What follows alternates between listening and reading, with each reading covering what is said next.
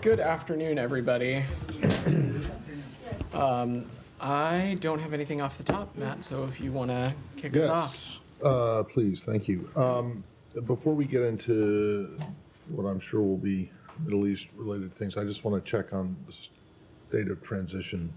Has there been any contact between the Secretary and nominee Senator Rubio? There has not. We, of course, congratulate Senator Rubio on this announcement. To date, the incoming administration, President-elect Trump's team, our understanding is that they have yet to sign the memorandum of understanding as it relates to some of the transition endeavors, both with the White House and the GSA. I will let them and the GSA speak to that process. And as it relates to the transition between administrations, transition between secretaries, we stand ready to support that process, stand ready to assist. I have no doubt that in the weeks and time ahead, there will be appropriate engagement between the Secretary, Senator Rubio, engagement between the teams, but of course, first step would be for that MOU to be signed, which... So in other words, that hasn't been... Correct. Yeah, that's right. Okay. Unless anyone else wants to ask about that, I want to go to the Middle East. I think, I don't think your question's on the transition, Ksenia. It is? Okay, go ahead. Exactly my question.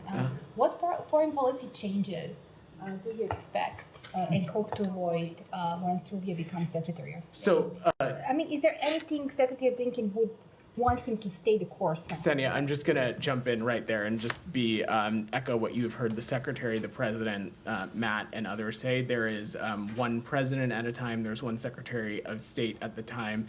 The kinds of foreign policy and national security objectives the incoming administration may or may not pursue, you certainly can speak to them. And to the extent that they continue to hold daily press briefings, you can certainly ask them about it after 12 p.m. on January 20th. Till then, President Biden is president, Secretary Blinken is secretary. Matt and I are the ones up here doing the daily press briefings, and we're happy to talk to you about the things that we're continuing to pursue over these final days in the administration, which we have talked about at great length. Anything else on the transition? Otherwise, I imagine Matt and others want to get back to news of the day. Yeah, I just want to, I wanted to ask you about the latest after our exchanges on, I guess it was Tuesday, about the aid situation and this new UN Commission report that is very harshly critical of Israel.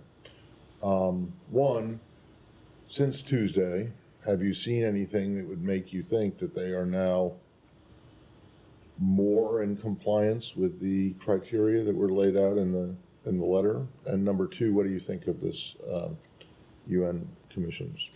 Let me get to the second part of your question first. As it relates to the UN Commission, I've seen some of that reporting, and we've seen some language coming out of that indicative of their belief that some of the actions could be constituted as, and this is their phrasing, genocide. That is something we would unequivocally disagree with. Again, we think that that kind of phrasing and those kinds of accusations are certainly unfounded.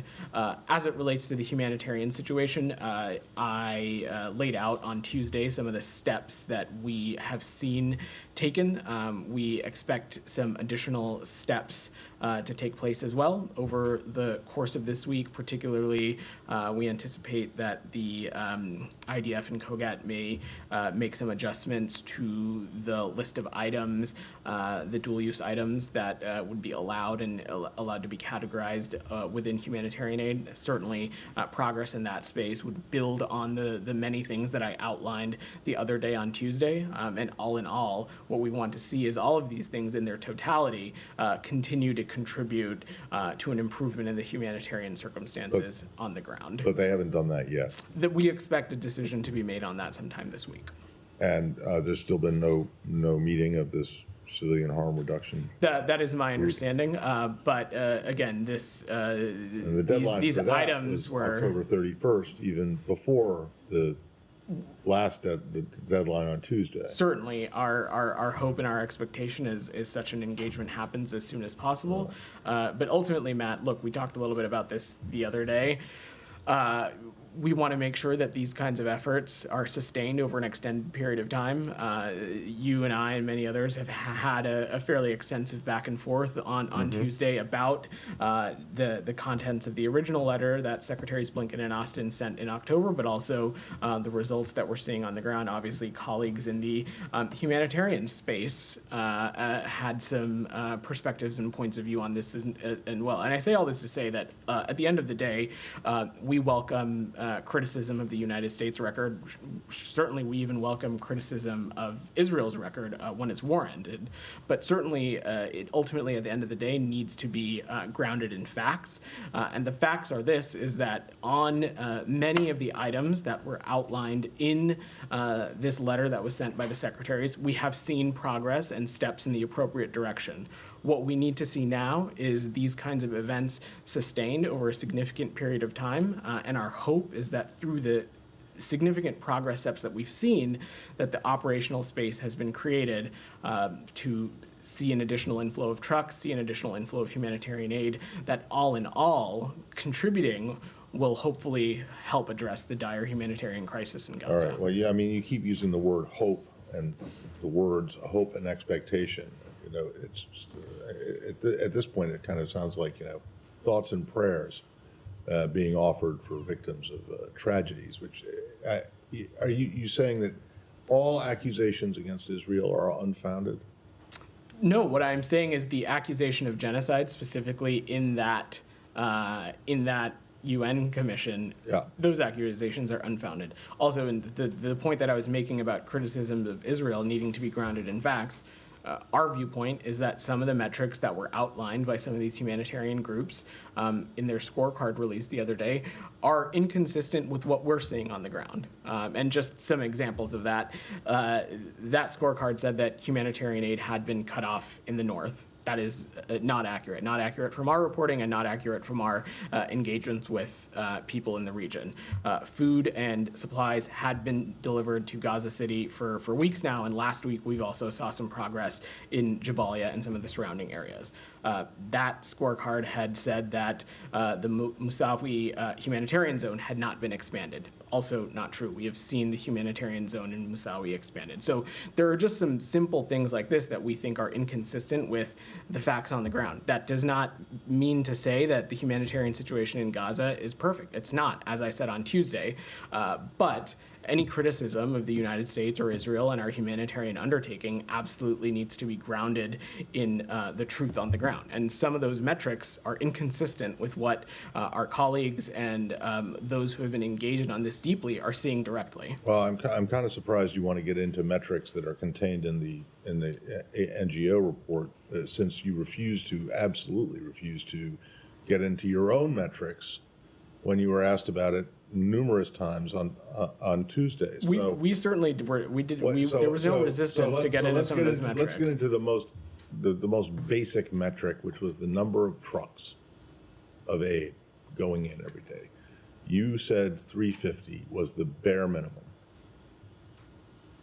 What is it? That certainly was the metric that was outlined in the letter. And as I said on Tuesday, the metric that we had as it related to between November 1st and November 9th, let me just pull up my notes. And I unfortunately don't have a more updated figure for you at this time, but the metric that we had seen between November 1st and November 9th was 404 trucks. Again, I don't say this to say that we are satisfied with that number. We certainly are not. And some of the changes that I outlined on Tuesday, the opening of new gates, the waiving of the customs requirement, the Jordanian corridor, some other measures, the hope is that the government of Israel, the UN, and other regional partners can utilize those changes to see an influx of trucks go in. That is what the United States certainly expects, and it's what we're going to continue to push for as well. Daphne, go ahead. Thank you. Human Rights Watch said today that Israeli authorities have caused forced displacement of Palestinians in Gaza to an extent that constitutes war crimes and crimes against humanity. Have you seen anything that would make you agree with that assessment?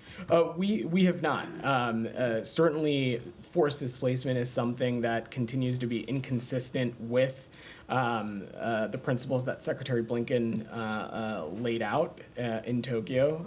And again, I will let our partners in the IDF speak to the specific military tactics and operations, but it is wholly consistent and acceptable to ask civilians to evacuate a certain area while they are conducting certain military operations, and then for them to be able to go home. We have not seen any kind of specific forced displacement, but as you've heard us say consistently, this is something that we're going to pay incredibly close attention to, and if we see actions that are not just inconsistent with that, but inconsistent with what is expected of our partners and expected of how we enforce U.S. law, we'll take appropriate action as well. So you don't agree that there's been forced displacement to the extent that constitutes war crimes? We have not made such an assessment. And how can you say that you've not seen crimes against humanity, war crimes, genocide, anything like that, if there's still assessments that are going on within the state? What we have said is that these assessments are ongoing, and we've been very specific. We have not closed the door on necessarily coming to that conclusion. What we are talking about is that these are ongoing assessments, and we are going to continue to pay attention to the kinds of actions and behavior that we're seeing. And can I ask on Lebanon? Sure. Yeah, go ahead. Israel launched airstrikes on Beirut's Hezbollah-controlled southern suburbs today, keeping up its unusually intensive bombardment of the area for a third consecutive day. Lebanon's health ministry said Israeli attacks killed 21 yesterday. Do you have any concerns about these airstrikes? Does this hinder ceasefire efforts? We certainly would have concerns. Look, you've heard us say time and time again that we do not want to see these kinds of consistent operations in Beirut, especially as it relates to densely populated areas. This is something that we're going to continue to stress with our partners in Israel. Ultimately here, Daphne, why we have been pressing so aggressively for a diplomatic resolution is because we want to see the conditions created that allow for civilians on both sides of the blue line to be able to return home. And we also want to see UN Security Council 1701 effectively implemented, which would require Hezbollah to disarm and withdraw to north of the Litani River. Certainly, we have not seen that yet. And just on that, a senior Lebanese official signaled that Hezbollah is ready to pull its forces away from the Lebanon-Israel border in any ceasefire while rejecting Israel's demand for freedom to act against Hezbollah in Lebanon in the future. What do you make of this? How much of a sticking point is it at this point, and how can you resolve it? I'm certainly not going to get into the specifics of the negotiations, Daphne, but consistent with 1701, of course, is that Israel is also required to withdraw to a certain point as well. But beyond that, let's not lose sight of the fact or forget that Hezbollah is a terrorist group, a terrorist actor, and certainly we would need to see some significant progress in the implementation of 1701 as part of this. Go ahead, Sean. From the Human Rights Watch report. In addition to, or as part of this, they're pointing out that the large parts of Gaza are now completely uninhabitable because of the Israeli military campaigns. Does the State Department take issue with the facts behind that the military operation has done that? Sean, I'm certainly not going to stand up here and dispute the fact that there has been damage done to civilian infrastructure and numerous civilian facilities across Gaza, and have certainly made some of them inhabitable. Ultimately, though, that is why one of the things that Secretary Blinken and others have been so deeply engaged on is finding an end to this conflict and ultimately pivoting to a conversation that is related to what happens the day after. And at the crux of that is what steps are we going to undertake to make sure that Gaza can rebuild, that it is no longer a springboard for terrorism against the Israeli people, that it is no longer under the control of Hamas. All of those things we think are vital. And the I mean, you mentioned that there was, of course, damage done. The State Department acknowledges that to civilian infrastructure. How is that distinct from what Human Rights Watch is talking about, their conclusion being that this amounts to crimes against humanity and, in their view, ethnic cleansing? Why do you dispute that? So, I'm not going to get into the specifics of the report specifically. haven't had the chance to read it in detail. It simply was asking Daphne's question if we agree with the conclusions that we've seen some kind of forced displacement, which we have not. That being said, that certainly would be a red line for the Secretary and certainly be a red line for us, which is something that we laid out pretty clearly in Tokyo almost a year ago. And those principles that the Secretary laid out in that speech continue to be the pillar of how we view the ongoing conflict, but ultimately what we want to see, what we want the building blocks of the day after to look like. Yeah, go ahead, Said. Unless you had anything else, Sean. We'll come back to you. Yeah. Go ahead, Said. Thank you, Vedant. On the letter itself, I mean, 2 days after the deadline, whatever it is, do you consider the letter to be nullified, canceled, or fulfilled? The content of the letter.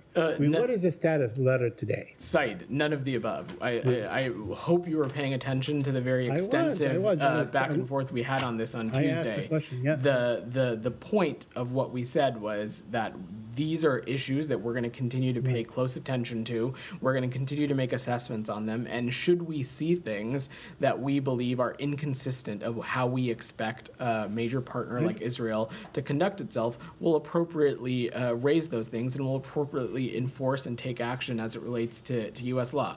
Our intense focus and our close looking and our assessments of the humanitarian situation in Gaza did not start when the Secretary sent that letter. It did not end after that 30-day period. This is something that we have been intensely focused on, certainly in the context of this conflict since October 7th, but even more broadly, the humanitarian situation in Gaza is something that, of course, the United States has been deeply engaged on for many time before that.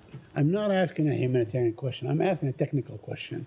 The letter had a time limit. I mean, it had very specific things. That part of it, is that nullified? Is that over? Is that canceled? Is that shelved? What is it? The 30-day period, is it extended? Said, the letter was designed to inject a strong sense of urgency and produce action, and we believe it has done that. We are now going to continue to remain engaged on this. And if we see actions that we think are detracting from these steps of progress, if we see actions that are inconsistent with the kinds of things that we want to see, we, of course, will appropriately make the relevant assessments that we need to make within U.S. law. The letter is not void, it is not null, it is not canceled. The letter was it is one piece of the puzzle as it relates to how we are approaching the issue relating to the humanitarian situation in Gaza. Just one last thing on the issue of the letter, but the part that expired on the 12th of this month, is that over? What part are you talking about, Said? It had a definite time limit. That's Said, there was so that, I mean, I understand. It laid out, be renewable. It laid out. I think you were focusing a little too intensely on the letter. It laid out some specific steps that. It was the government. Let me finish. Let me finish. It laid out some specific steps that we wanted to see. It laid out some progress areas that we wanted to see. We believe that we have seen some progress in some of those areas. We're going to continue to assess and see what happens, and if we see a detraction or steps backward as it relates to that progress, we'll take appropriate action. It's as simple as that. Okay, so let me ask you about the number of trucks. You said 404 trucks entered since between November 1 and November 9. That is like 44 trucks a day. That's way below. And in talking to Matt, I will echo what I said again. That number is incredibly and deeply unsatisfactory and certainly inconsistent with the goals that we've set out. But with the changes that have been made, the operational changes, some additional border crossings, some routes that have been opened up and repaired within Gaza, some changes that have been made to the Jordanian corridor, the work that is ongoing with our partners in Egypt and our partners in Israel relating to throughput and capacity issues at Kerem Shalom. Our goal and our hope is that we will be able to reach that number, and that's what we're going to continue to press for. And you said that you disagree with the term genocide to describe what's going on in Gaza. I mean, you guys have done that time and again. Now we know that there are 44,000 dead as of now, at least what the Ministry of Health says from Gaza. The Lancet group says maybe 186,000. There are 10,000 under the rubble, presumed dead, and so on. Do you have a definition for what genocide is? Can you tell me what is the definition of the government of the United States of America in describing genocide? Said, I'm not a lawyer, so I'm not going to offer a legal definition for you. Right. What I can say, and what I'll reiterate again, is that the allegations of genocide we continue to believe are unfounded in the context of the ongoing conflict. Now, that certainly does not minimize the moral and strategic imperative and responsibility that our partners in Israel have to conduct their operations and conduct their activities with civilian protections in mind and taking every possible effort to minimize the impacts on civilians. And certainly it also calls into question Hamas's role in this, because time and time again we have found that Hamas has been a resistant to this war coming to a close. They've been resistant to a ceasefire deal, a proposal. They have yet to, a number of hostages continue to remain in Gaza, including American citizens. And so certainly that is a component of this as well. But let me understand you correctly. I mean, I'm not disputing any of what you're saying. I'm saying that the government of the United States does have a definition as to what genocide is. We've seen that. It certainly does. It certainly does. Many places. I'm not a lawyer, so I don't have it. I don't have it for you. But again, what we would find those allegations to be unfounded. Okay. Can you please get us the definition of the United States government? I'm happy to. Okay. I have a couple more questions, if you allow me, and if my colleagues indulge me. I want to ask you about the West Bank. Yeah. There are growing restrictions, Israeli restrictions, that trap Palestinians, not only in Hebron, but in many other places. In fact, there are communities now that literally get locked in. I know you guys get offended at the term apartheid, but that's, when you lock people in and allow them out to go to school or work or anything like this, according to your own calendar. What do you call that? What is that? I mean, when you trap people, literally, you disallow them from, let's say, cultivating their olive trees, going to work, building their community, whatever. I mean, they are literally locked in. How do you describe that? So, Said, first of all, it is not lost on this department and this administration how vital economic activity is to the West Bank being able to be viable and certainly being able to be sustained on its own. And things like the olive harvest and other economic endeavors, no doubt, are integral to that. In specific reports, as it relates to some of what you said relating to communities and villages, we're aware of those reports and we're asking our partners in Israel for more information. We are very concerned about these kinds of reportings and certainly are concerned about what that could mean for maintaining stability in the West Bank. We're going to continue to urge Israel to take all feasible measures to protect civilian lives in the West Bank, but not just protect civilian lives, allow for what is required so basic economic functions like you described are able to go about and happen unimpeded. We also recognize that there are very real security challenges that Israel faces, and it has a legitimate right to defend its people and its territory. And finally, on UNRWA. Yeah. Now, Mr. Lezer, the director of UNRWA, said that basically it is catastrophic. I mean, the agency is facing catastrophic end or consequences. I want to ask you, because I remember this, from way back in the 90s, when Congress imposed the transfer of the embassy, for instance, to Jerusalem. The President of the United States would go, every 6 months and have actually a waiver. So why cannot the President of the United States, in his last 2 months and a half, I guess, issue an executive action that would actually do the same thing for UNRWA, that would continue aid and allow it to function and help, although there is, a congressional legislation. So, Said, I'm not going to engage in hypotheticals, and I certainly don't have any new policy or endeavor to announce. What we've stated before is that we continue to be deeply troubled by the passage of these bills in the Knesset, and we're going to continue along with other members of the international community to press upon the Israelis the ramifications of this bill being implemented. UNRWA has played a critical role in providing millions of Palestinians access to basic healthcare, basic education, food, and other essential services, and it's essential that there be no disruption to those services. As you heard me say on Tuesday, there continues to be about 2 months before that bill, we believe, is required to be implemented. So we're going to continue to press and raise this with our partners in the region, and it continues to be a top priority for us. Thank you. Go ahead, Doc. Harper, Dr. Harper. Thank Go ahead. you, Vedant. Yeah. I know you said on numerous occasions that UNRWA is an essential humanitarian organization that puts their lives on the line, delivering food, water, and medicine to Palestinians. My question is to you is, how can UNRWA be an essential humanitarian organization when they indoctrinate children in their schools to kill Jews and aid and abet Hamas to terrorize Israel? And a couple of quick follow-ups. So I just don't think that characterization is true, Doctor. Certainly, we share concerns that Israel and others have that a small number of UNRWA's personnel were involved in the October 7th attacks, and that those may or may not have had ties to Hamas and other armed groups. We're also concerned that UNRWA's facilities may or may not have been, some of them, compromised by Hamas, which also we believe to be unacceptable. But let me be clear, the vast majority of the group and the vast majority of the people working within the organization, they play a critical role to providing life-saving aid to millions who need it. Jani, go ahead. Quick follow-ups. We got to move on. Jani, go ahead. Thank you. Thank you very much, Yeah.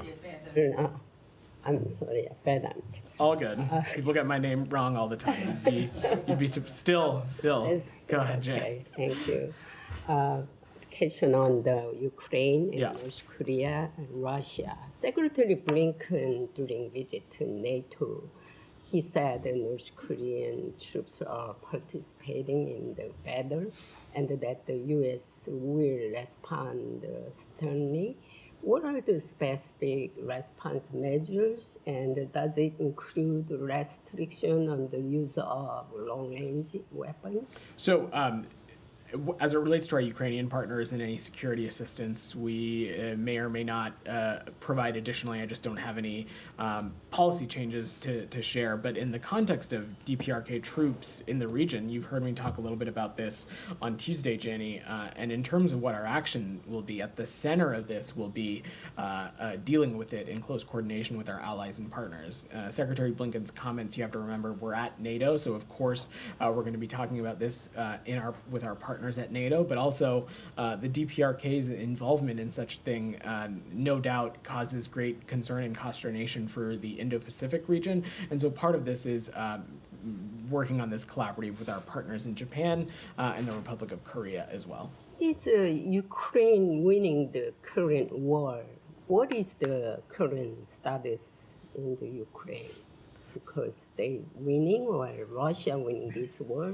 What happens is Jani, you have to look back at the totality of this picture, and since February of 2022, we have seen immense bravery from our partners in Ukraine, from the Ukrainian armed forces. We've seen immense bravery from President Zelensky and his team in leading the people of Ukraine and leading the country, utilizing with great vigor and utilizing with great strategy the kinds of security assistance that the United States and its allies and partners are helping provide over the course of this great conflict. And ultimately, at the end of the day, what President Biden is committed to, and Secretary Blinken reiterated this yesterday in Brussels, is that we are committed to making sure that every dollar that we have at our disposal will be pushed out the door between now and January 20th. That is one of the things he discussed with NATO leaders. And we want to make sure that Ukraine has what it needs to continue to effectively engage on this in 2025 or negotiate from a place of strength. Ultimately, that is up to our Ukrainian partners to decide. And we're also going to be counting on our partners in Europe and others to strongly support Ukraine's mobilization with additional artillery, air defenses, munitions, and other kinds of training for Kyiv's forces. Quick lastly, Okay, go ahead. North Korea, yeah. I mean, it was reported that the North Korean troops dispatched to Russia are mercenary, and the salary they received from Russia in return will be used by Kim Jong-un to fund the development of nuclear weapons and WMD. I mean, I don't have any reaction to offer to that, Jani, beyond the closing I'm of. concerned. what we're concerned about is the closening of relations between the DPRK and Russia, and we continue to see these kinds of actions, which are of great concern. Go ahead. So IAEA Director General Grossi is in Iran, and he had a press conference. I hope you followed a part of it. So he also said that he's going to visit Fordow nuclear facility and Natanz. This is the first time happening. What is your take? Is it a sign of Iran changing behavior?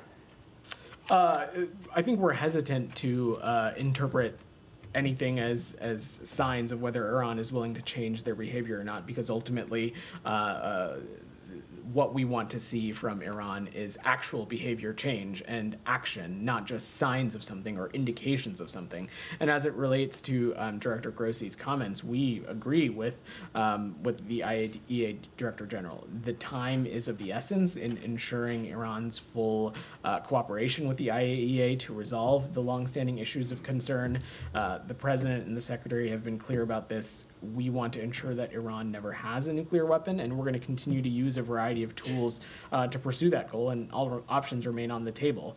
But given that we have seen Iran's escalation across the board, including its nuclear escalations, its track record of a failure to cooperate with the IAEA on longstanding issues, we think that it is appropriate that Director Grossi undertake this.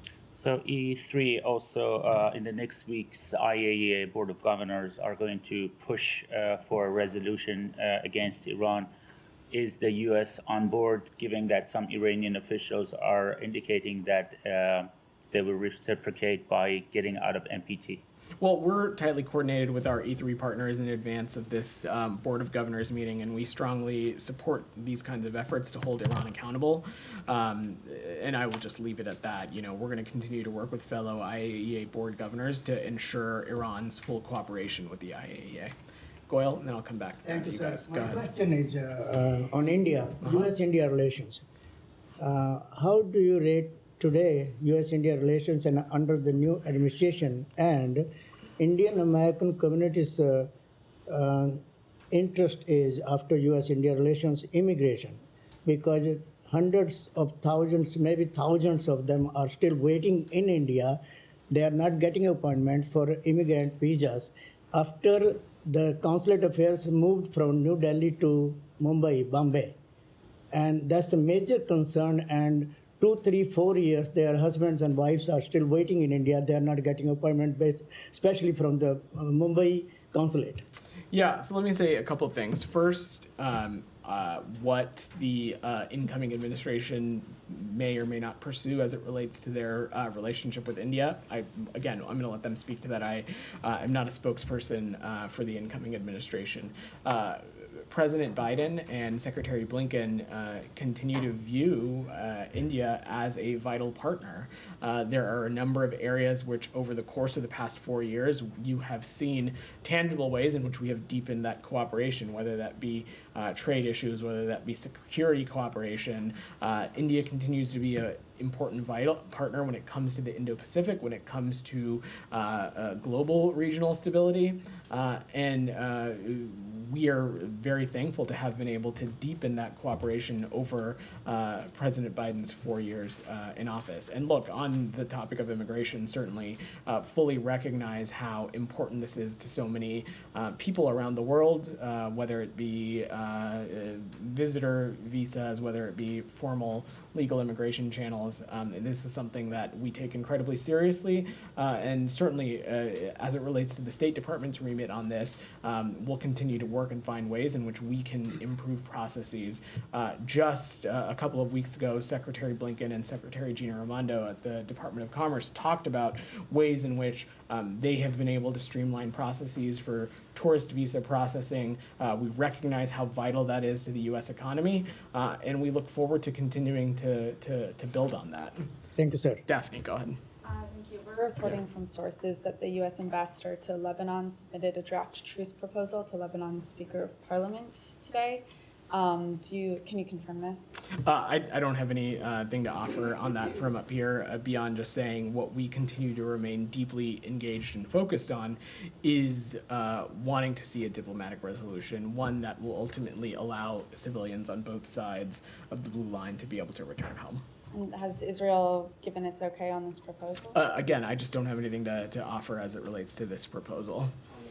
Go ahead, Sean. Sure. Could I ask about COP29? Sure. Sort of a plot twist in climate negotiations. President Aliyev was attacking the Dutch and the French over their foreign policy. It's caused a bit of a ruckus there. Does the U.S. have anything to say about this, about how this affects negotiations going forward? So the specific engagement you might be describing, I'm not fully familiar with, but what I can say is that we do have a robust delegation at COP29 led by Senior Advisor John Podesta. That team is working to mobilize issues surrounding climate finance and building on vulnerable communities' resilience to climate impacts. There's a lot of important work that's been done over the 4 years under President Biden that we think that we can continue to build on in the time ahead, and so that's what we're focused on. As it relates to this specific kerfuffle, as you described it, I'll have to check and we'll get back to you to see if we have anything else to offer. Sure, and an obvious question, I know you can't speak for the incoming administration, but climate, to put it mildly, is one issue where there's a lot of disagreement between the Biden administration and what we expect from the Trump administration. How can the U.S. negotiate? And I realize that Podesta has spoken himself, but from the State Department's perspective, how can the U.S. engage in this meaningfully when everything could be torn up?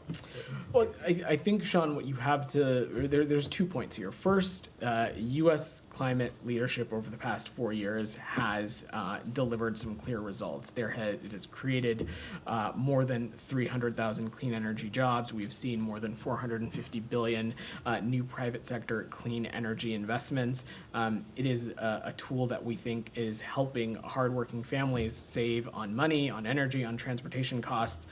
The other thing, Sean, is something that people don't think about, is that when addressing things like the climate crisis, when you are investing in tackling that challenge, there is a physicality to it. When whether it be in the United States or whether that be in countries around the world, when countries invest in clean energy sources, when countries invest in alternative fuel sources and things like that, there's a physicality to that infrastructure that is hard to just undo with the wave of the pen. So again, I cannot predict or preview what a future administration may or may not do, but the EV chargers and offshore wind infrastructure and things like that we have seen built up under this administration, not just in the United States, but in areas around the world, there's a physicality to that. And we know that that is going to persist and continue, and that is going to continue to play a role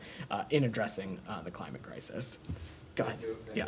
25 people were killed and many others injured in a bomb blast at a railway station in Pakistan, Balochistan province. A terrorist organization, BLA, claimed responsibility targeting military officers. So what are your thoughts on the recent surge in deadly terrorist attacks in Pakistan?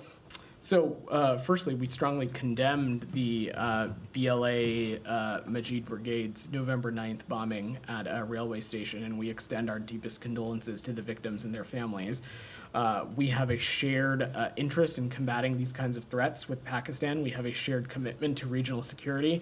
The U.S. itself has designated the BLA as a specially designated global terrorist organization. We did that back in 2019, and at the end of the day, we're going to continue to stand shoulder to shoulder with Pakistan in its fight against terrorism and violent extremism. The day after Donald Trump won the elections, Afghanistan Taliban offered congratulations to the American people for not handing leadership of their great country to a woman. Taliban leaders expressed optimism that Trump election would enable a new chapter in the history of U.S.-Taliban relations. What is your response on this? Well, I can't imagine that the Taliban are experts when it comes to leadership under a woman or not. Look, I'm not going to preview. It's not for me to speak to what an incoming administration chooses to pursue or not pursue as it relates to Afghanistan policy. But the Taliban are hardly credible voices when it comes to the role women play in their society and the role that women leaders play. And what you've heard us say time and time again is that for as long as the Taliban continues to essentially hold back 50% of its population from fully integrating in society, fully participating in society, it certainly is not going to be able to reach the international recognition that we know that they're seeking. The last question, if I Sure. may. Yeah. There's a big cricketing event, cricket event in Cricket. Pakistan. Didn't have that on my bingo card. Go ahead. It's the biggest event after the Cricket World Cup. And India, due to participate in that event, but the Indian government refused to send Indian cricket team to Pakistan. Last time Indian team was in Pakistan in 2008 due to political tensions. India never traveled to Pakistan. So, I mean, do you really think that mixing politics with the sports is a good idea? I mean, what is your... So, look, first, as it relates to relations between India and Pakistan, that is certainly for them to speak to, whether it be through sports or other things. I will let them speak to their own bilateral relationship. Certainly not something for us to get in the middle of. But sports is certainly a potent and connecting force. You have seen this secretary, this department really prioritize the role that sports diplomacy has in connecting people. It is something that I know is incredibly important to our current Undersecretary for Public Affairs and Public Diplomacy, Lee Satterfield. It's something that our former Undersecretary for Public Affairs and Public Diplomacy, Liz Allen, really championed. And at the end of the day, sports connects so many people, and it's a great way for those human-to-human and people-to-people ties that this administration has really prioritized. In the back, go ahead. Thank you so much. Yeah. The question is on Mexico. The Mexican government sent yesterday a diplomatic note protesting U.S. Ambassador Salazar's comments, criticizing the former Mexican President López Obrador, particularly on his security policy. Ambassador Salazar said yesterday that the former president rejected U.S. assistance to deal with the cartels. Do you stand with Ambassador Salazar's assessment, and do you think the protest note is justified? So Ambassador Salazar was pretty clear that there is certainly still work and still important work that needs to be done. U.S.-Mexico security cooperation remains a top national security priority for us, and what we're focused on is looking forward to deepening our cooperation with the Sheinbaum administration and to make communities and ultimately people on both sides of the border feel safe. I don't have anything else to opine on as it relates to the ambassador's comments. Go ahead, in the back. Pink tie. Oh, yeah. Hey, Yeah. one pink. All right, good. Yeah. Thank you. Good afternoon. Pro-democracy advocate Jimmy Lai, his trial resumes in Hong Kong November 20th, just a week from now. I know President Biden will be speaking with President Xi in a few days in South America. I presume Anthony Blinken will be in the room at that time. Not sure, but you can correct me if that's wrong. It's Antony. Sorry, my apologies. Yeah, all good. But the question simply, will the issue of Jimmy Lai, will President Biden and Antony demand China and President Xi release Jimmy Lai? So in every engagement that Secretary Blinken and President Biden have had with Chinese counterparts, whether it be President Xi or the Secretary's own engagements with Director Wang Yi, certainly human rights and the treatment of political dissident voices have been part of those conversations. I'm not going to preview or get ahead of what may or may not be at the agenda at APEC. Part of that, of course, is going to be talking about ways that we can continue to responsibly manage competition with the PRC. So I'm sorry, I'm a little confused. So Jimmy Lai's name will come up or won't come up? I'm not gonna speculate or preview what gets discussed in the meeting or not, beyond just saying that human rights issues and certainly the treatment of dissidents and the treatment of human rights defenders will certainly be at the crux and part of that conversation. And many, just one more, Yeah. please, thank you. Many have described this trial as a sham trial, this national security trial. If he is convicted, what will the United States do? I'm just not going to get ahead of hypotheticals on that. In the back, go ahead. Yeah. Thanks. Senator Cruz posted on X, "Enough is enough," never a good sign.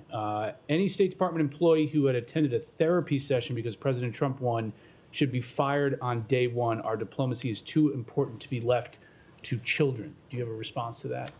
Wow, a couple things. So, first, I would hope that the senator is not implying that wanting to take care of your mental health or wanting to care for your mental health or take appropriate efforts to address mental health issues are childish, because that's certainly not what we believe. And whether it be a domestic election result, whether it be COVID-19, whether it be some of the protests that took place over the summer of 2020, whether it be in the immediate days and weeks and months following October 7th, this department has prided itself on the resources that we have made available to our workforce in dealing with these very complex, challenging, mentally difficult topics. Part of that is, as managers, creating the space to engage on some of these challenging topics, creating the space for your employees to share their legitimate feelings about any event. And we would want to make sure that these kinds of resources and spaces are utilized regardless of who was president and regardless of what the election results may or may not have been. Did state offer similar sessions 4 years ago after the election? I'm sure that there were. I did not work here at the time, so I certainly can't speak to that. But the point that I'm making is that regardless of what the domestic political event was, and we fully recognize that we're a country of differing voices and people may have different points of view on any event, including election results. Certainly, no doubt that there are differing viewpoints within the own workforce of who may or should not be president. The point is that we want these kinds of resources and spaces to be available should our employees need them. Yeah, go ahead. Yeah. Thank you very much, Vedant. Thank you very much. This British national, Miss Ellis, recently went to Pakistan to meet the family of Ajab Khan Afridi, who had kept her captive. And she went there just to pay respect the time that she spent there as a captive. I promise that this couple of weeks that you and Matt are here, I will fully respect you as I always have, and I'll treat you with kindness.